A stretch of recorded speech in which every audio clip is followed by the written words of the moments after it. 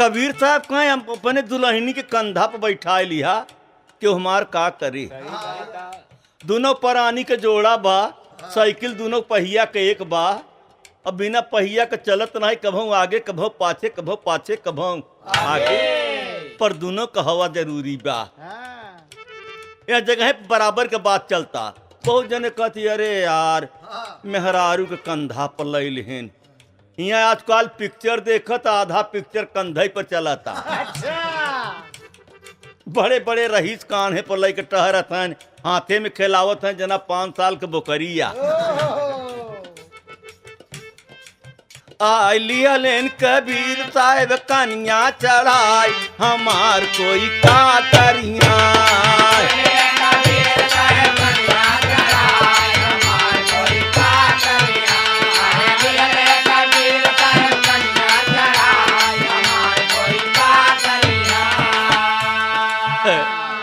यार कंधा बैठावत हैं, पानी बरसता, ऊपर से काठ बोरा कथरा उड़ावत हैं। और का कहीं जो तोहार मुंह उड़ न भीजे, बार उड़ न भीजे, नहीं तोहार काजर छुट जाए तो मजा नहीं आए। कबीरो साहब मजा लेते हैं और जानत कुल है साहेब। साहेब का पद भी रही, दास का पद भी उनका ना ही रही। साहेब का मतलब होता स्वयं निरंकार। काहे कि गाना से पता चलता साहेब रे तोरी ऊंची अटरिया। मेरे दोस्तों अब हर बनिया मेहरारू कहता खाए ले। अब कैसे खाए ले, 7 बजता। बेटाइम होता है मरिया नया का कहत रही आवच नहीं आए आए महापुरुष का दुल्हन है, झूठ तो न बोली के जाने कबीरवा आई हुई। बनिया का कहता ये जाने आए हुए बड़ा आइन बाज बन नहीं तब लोई आए। इतना सोचत हैं और तब से कबीर साहब लेके पहुंच गए। पहुंचे कबीर साहब बनिया दुकनिया, पहुंचे कबीर साहब बनिया दुकनिया, पहुंचे कबीर साहब बनिया दुकनिया। लागे खटका वही केवार सिटकनिया,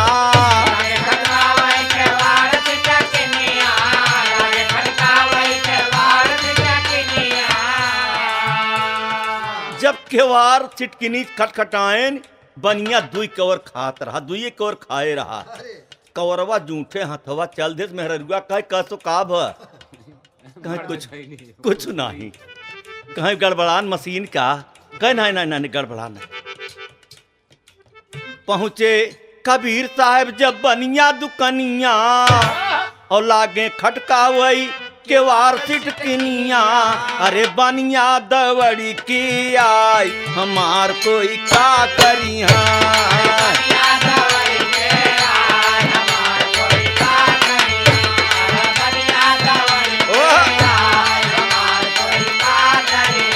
अरे बनिया दवड़ी की आई, हमार कोई का करिया।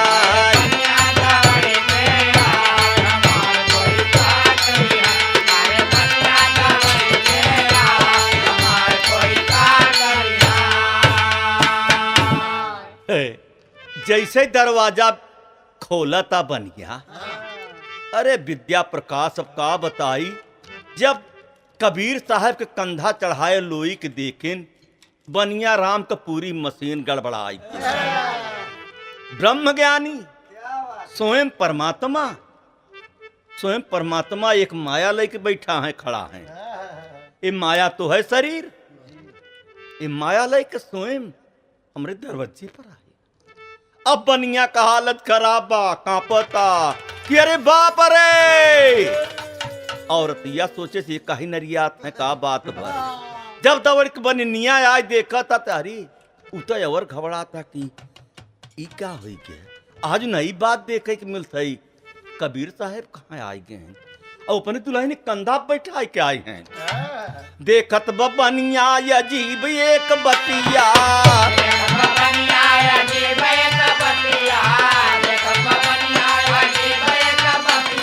कांधे बैठायन कबीर अवरतिया।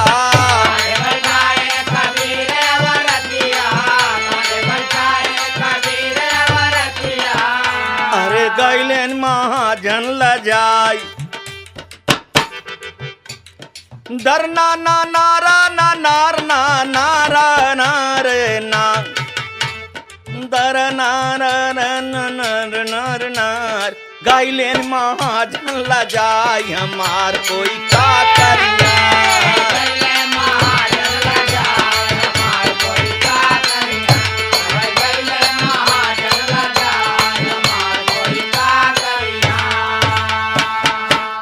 कबीर साहब मजा लेते हैं ना। बनिया का हालत देखें तो बनिया कांपता और कबीर साहब मुस्कुराए के कहते हैं का महाजन केहर बा चार पाई तोहार। अब बनिया का बोल बंद। बनिया पाछे खड़ी हुई के सोचता है ये चार पाई पूछत हैं आज ये दोनों परानी हर ही रही क्या होकर उल्टे बात समझ में नहीं आवता। कबीर साहब कहे देखा भाई साहब बड़ा मेहनत के लिए क्या होता है चहला माटी नहीं लाग दिया अपने हाथे से हम गुलाबी लगाए के तब लेके आवत है। हम तोहरे जहाँ चार पाई हुए वहीं पर इनके उतार न बीच में हम उतार नहीं सकी। अब बनिया का हालत खराब। बनिया सोचा था कौने बिली में हाथ ना ही राम यार। मेरे दोस्तों कबीर साहब कहत कहाँ हैं पूछे कबीर साहब कहाँ चार पाई।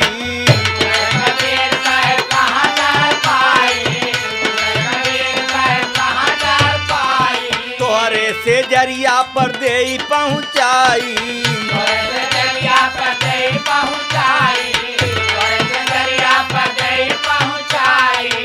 नहीं दुल्हन दई चहला लगाई हमार कोई का करिया।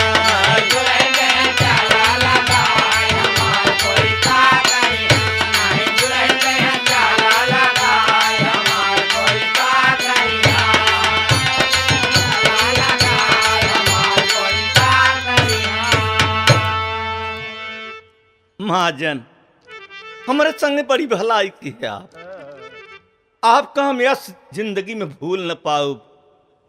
महाजन साधो साधो भैया जैसन तो सेवा कह दे। हम महापुरुष बिना खाए चला जाते तो बड़ी बड़ी संगत में कहते कबीर इतना बड़ा नामी आदमी ते करे हिया हम गए पानी और खाना नहीं पावा इसलिए माफ कर दे भाई साहब। कहाँ चार पाई बा हम वहीं पहुंचाऊ तब बनिया से नहीं बर्दाश्त। बनिया लम्मा लम्मा लेट के लाल कबीर साहब के पांव पर लम्मा लम्मा दंडवत प्रणाम करके पांव धो के रोवा था।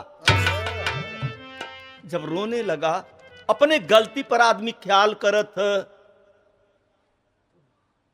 कबीर साहब तहिया तक कहे कबीर आया संसार में हंसना नहीं कोई कब कहाँ खूब हंसो लेकिन केहू के दुख में मत रो।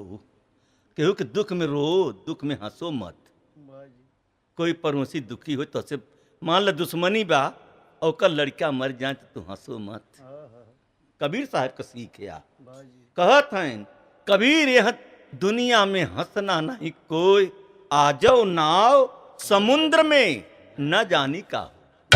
पता नहीं ये शरीर नाव रूपी बा पता नहीं कौने घाटे जाए कौन किनारा मिले कि न मिले बीच में कहूँ चील कौआ न खाए दे कुकुर सियार न खाए दे। यहाँ पर अभिमान नंबर मत कीजिए मेरे दोस्तों श्रोता आप विचार कहना का बा जब पैर पर गिर कर रोवता तब कबीर साहब कहते हैं साधो मत रो न रो इत हो जाता। जब विचार करबे तो जेकर ज्ञान नहीं तमाम लोग ऐसा फंस चुका है। ये ऐसा सृष्टि का व्यवहार ही बा कि बड़े बड़े आए और बड़े बड़े फंसान में फंस गए। साधो तू फंस गया तो कोनो बड़ी बात नहीं लेकिन तू तो बच गए कगारे पर खड़ा है।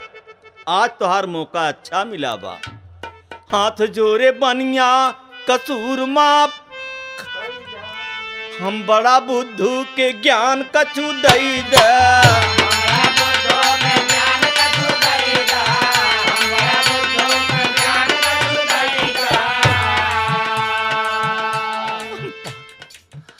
हम पागल है प्रभु अज्ञानी है ये, मेरे पास कुछ समझ। प्रभु हमके माफ कर दे, इतनी बड़ी गलती हमने किया कि 2 किलो दाल और चाउर आटा पर महापुरुष की स्त्री पर इतना बड़ा हमला बोला। हमके यह नरक से बचाए दे प्रभु। ओ कबीर साहब कहना है, रो मत, तुमको माफ कर, तुमको माफ कर। साधो मत रो, तुम्हार दुनिया में नाम रहेगा। साधो आज को रो, तुम्हार दुनिया में काम चलेगा। कोई भी तुम्हारे हमारे नाम का गीत होगा तो तुम्हारा नाम जरूर लेगा। हाथ जोरे बनिया कसूर माफ कई दे, हम बड़ा यमहक के ज्ञान कछु दई दे।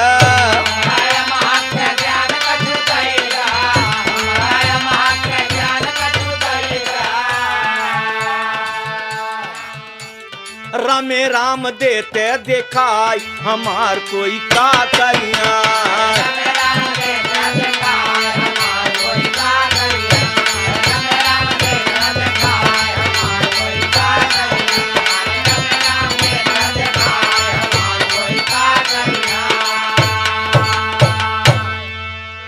प्रभु प्रभु आप तो तीनों लोक के मालिक है साहब, तीनों लोक के मालिक है।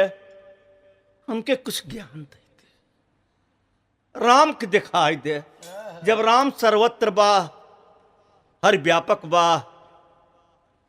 हर जगह पर बा, तो आप प्रभु को दर्शन कराए दे।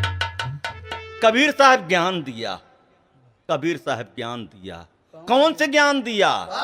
जौन ज्ञान कृष्ण अर्जुन को दिया, जौन ज्ञान हनुमान पाए रहे, जौन ज्ञान मीरा ने पाया, जौन ज्ञान अर्जुन ने पाया, जौन ज्ञान ध्रुव पाया, प्रहलाद पाया।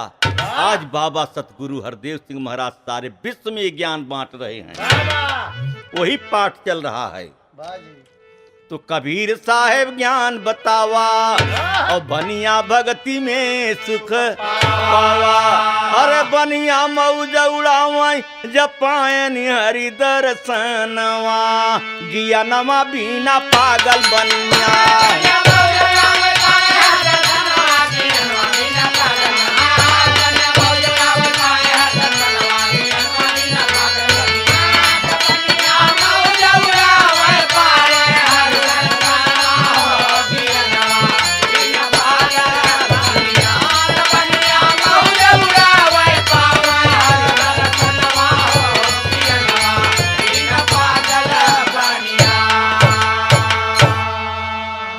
विचार कर, जौने साहित ज्ञान बनिया पायस नाच गिए, नाच गवा।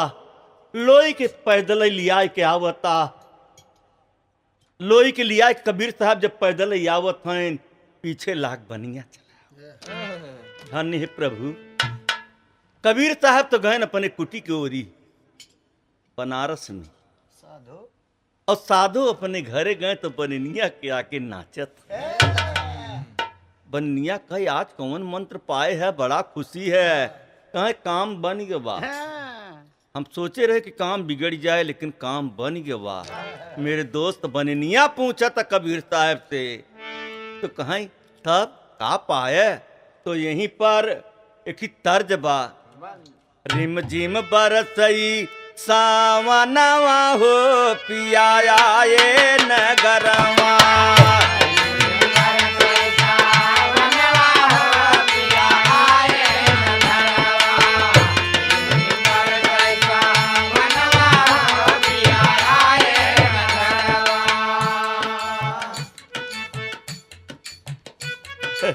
यह एक बिरहा लाल जी, पानी बरसा था।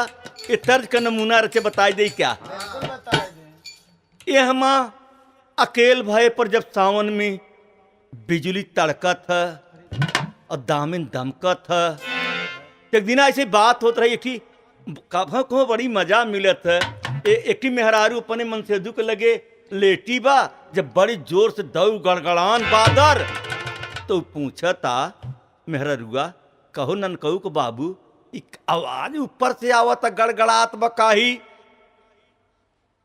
कहे हाँ भगवान कृपा है, कहे भगवान कृपा का है, कहे चमकत का ही बा, कहे भगवान कृपाया, कहे भगवान के कुल कृपा बा ती कैसन या, कहे तू न जनबू, कहे कैसे वह सोचे, कहे कुछ बताओ तो मन से दुआ सोचा तो न कुछ बताऊ, ती कहे इतना बड़े कि तू पढ़ा लिखा हो कि नहीं बताओ था, अंदाज कोई भगवान का सुमिरन कह का बताओ था।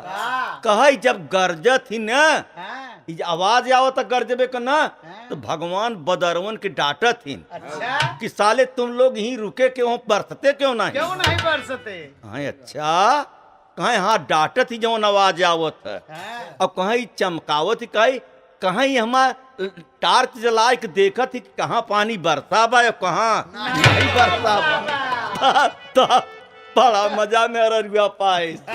तो वैसे कहत का बा, दुल्हा नहीं आए पानी बरता था, अकेले बा, और कहूँ रात खिड़की खुली और कहूँ झकोर के पुरवैया मारे से एक लहरा पानी भीतर तक चला आए, अब अकेले में उन्हीं में मुंह से निकलिया, और तब से बिलार देख के झपटी ओकर जीव धकर धकर करता।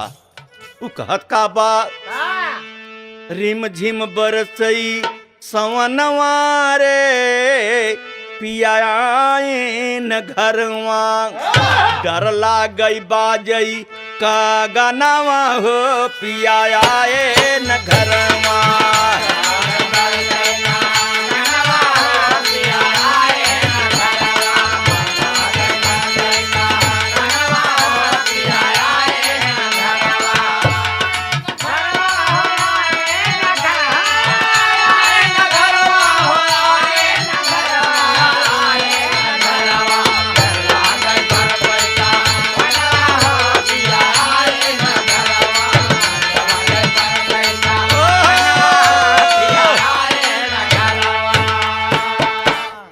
भागीरथी चटनी रही रच के, ते ही तर्ज में वो बनिया का कहता, अपने मेहरिया के आगे नाचता, दुकानदार आए सामान ले, कहीं कद महाजन नाचत है, कहीं हम नहीं नाचत है, क्यों नचावता।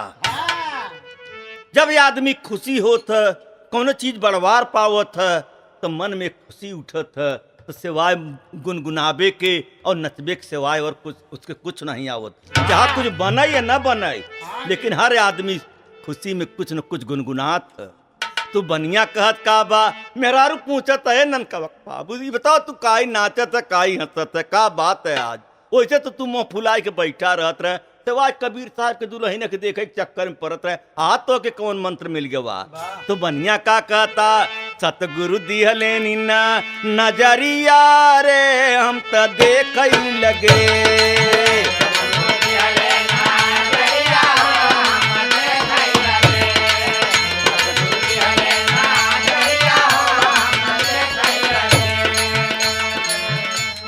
देख लगी, चिन्ह लगी, जान लगी, तब बाबा जी दिहले नजरिया हो, हम तो देख लगे।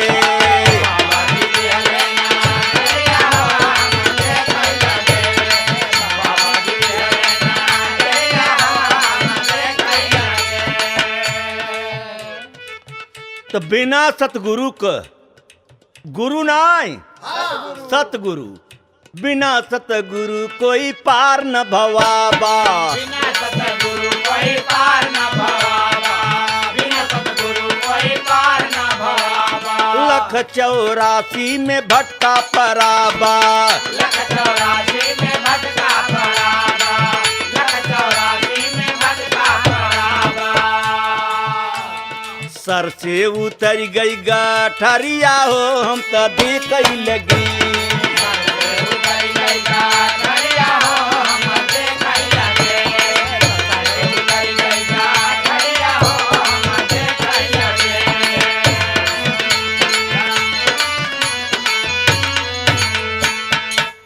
एक आज हम जान गए कि परमात्मा एक बा, साधु जान गए। कबीर साहब ने कहा, साधु ने सुना। यही जगह जितनी भजन बनी कबीर साहब के नाम से, सब साधु के इशारा दे के। कहा कबीर सुना भाई साधु, साधु साधु को मतलब तख्तों लगाता। सुना तो साध ले। एक प्रभु की रचना सारी, एक प्रभु की रचना सारी, एक प्रभु की रचना सारी। सींच रहा मालिक सब फुलवारी, सींच रहा मालिक सब फुलवारी, सींच रहा मालिक सब फुलवारी।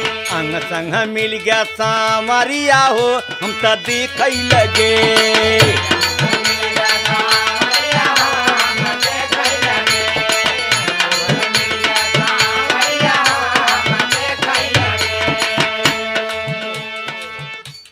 परम बताए, ज्ञान दिया। आज बाबा जी वही ज्ञान दे रहे हैं। कबीर साहब बनिया से एक मिलान हुई के, जैसे आत्मा परमात्मा से मिलान हो जाता है, जैसे एक जनाना मर्दाना से मिलान हो जाता है। कभ कभ कितना बात। बनिया खुशी में जय जय मनावाई, बनिया खुशी में जय मनावाई, बनिया खुशी में जय मनावाई। साहेब कबीर का निस दिन गुण, साहेब कबीर का गुण सब गावाई। साहेब कबीर का निस गुण गावाई। साहब कबीर के जय हो, जय हो सारे संसार में जय बोले। बाजी। खुशिया का उठैला हरिया हो, हम तो देख लगे।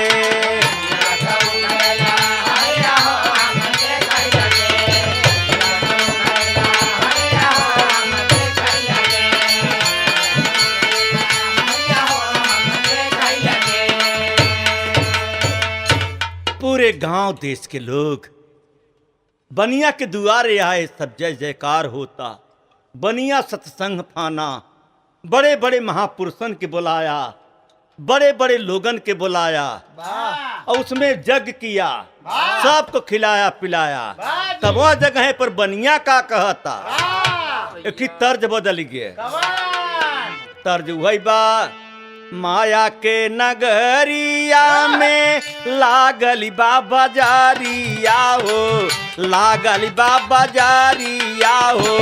सच्चा सौदा कैले ऊ है महान राम राम। सच्चा सौदा कैला महान राम राम। सच्चा सौदा कैला महान राम राम। माया के नगारिया ते लागल बाबा जारिया हो, लागल बाबा जारिया हो। सच्चा सौदा कैला महान राम राम। सच्चा सौदा कैला महान राम राम। बनिया अपने चेते नहीं बोलता है। अब ओकरे सिरे कबीर साहब चढ़ा है, ओकरे बनिया के शरीर में ईमानदारी चढ़ी गई बे। अब तो जितना टेनी मेनी मारत रहा, जितना बेईमानी करत रहा, वो कहत कहा कि हम का किया। कबीर साहब तो यहाँ तलक कहे कहे कबीर कब से सही, कहे जब से चेतई।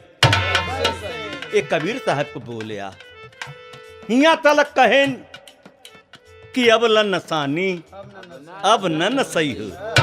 जवन नसाई गई तवन नसाई गई, लेकिन अब बचाओ। यही बदे विद्या से ढेर दिना लड़त रह गए। आखिर गाँवने गए, लेकिन काम बिगाड़ के मास्टरों को बिगड़ा। एक जने के तो समझावत समझावत अब थोड़ा सा बात बनी, लेकिन कहा कबीर कब से सही, जब से चेत आ जाए। आज इंसान का दर्जा पाए है। इंसान भगवान बन सकता है, राक्षस बन सकता है, दोनों पाठ चलता। जेकर भलाई कह दे वो भगवान कहता, जेके तकलीफ दे दे वो राक्षस कहता। दोनों पाठ तोहरे अंदर में बा। बनिया कहत का बा। अब दूसरे के कहे कबीर सुनो भाई साधो, साधो कहत हैं साधत जा, हम फंसा रहे सद के है। कभो कभो रोगी वैद्य बन जावा करते। चोरी बेईमानी कई के माया बटोरे खूब, माया बटोरे खूब, साथ न जाए कोई समान हो राम राम।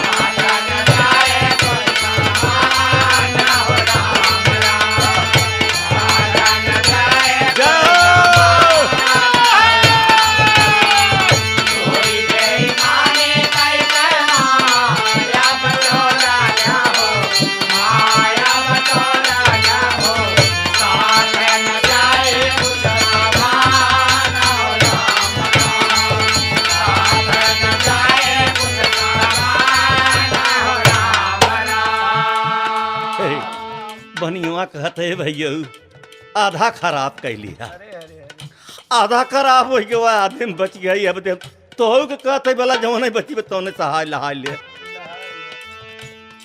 धोखवा में बीती जाता तोहरी जवानिया रे, तोहरी जवानिया रे, 4 दिन का बात न मान ओ राम राम।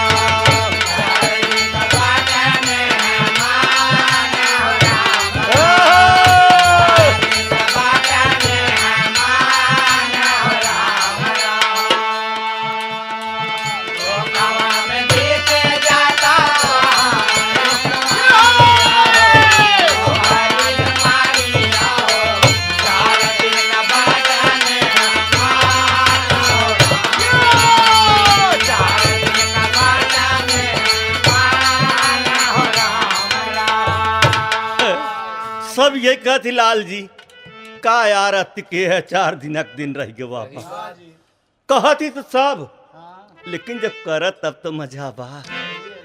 बहुत जने कहती बहुत अच्छा, इतना अच्छा बोलतीन कि एक बुढ़िया रही, हाँ एक जनी सुखे खात रही, नई नई दुल्हन कहीं कद दुल्हन सुखे खाते कहीं का करी मावा आज कुछ रहा नहीं, कहीं आए हो तू हमारे से घिउलिया ही होती। हाँ बिहान से सुखे बनने के गई दुल्हनिया कहीं कैसे आओ कहीं कहे रहो घियना, कहीं चुप रह तू बिटिया हमार खाली घिउ बात बा घिउ कहाँ धरा बा क्या बदे कहा जाता। बड़े बागी पाए बाट मानई का तानावा हो,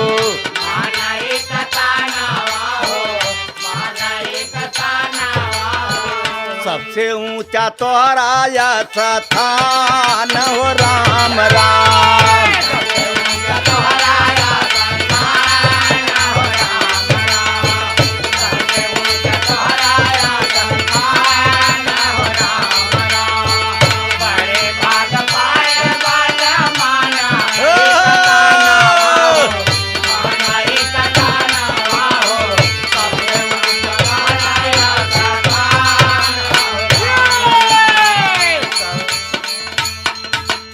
सबही से प्यार कैले जीवन का भरोसा नहीं, जीवन का भरोसा नहीं।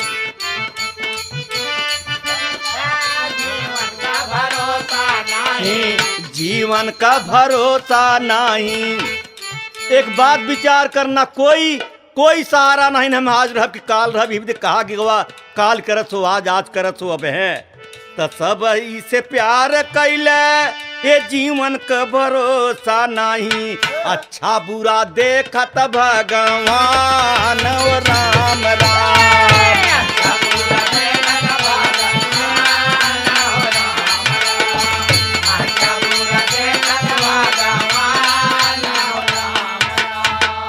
गुरुवर राम ही तकर माया और लिख के कविता न अरे राम कैलाश गवैला माई में कहनवा गियनवा बिना पागल बनिया।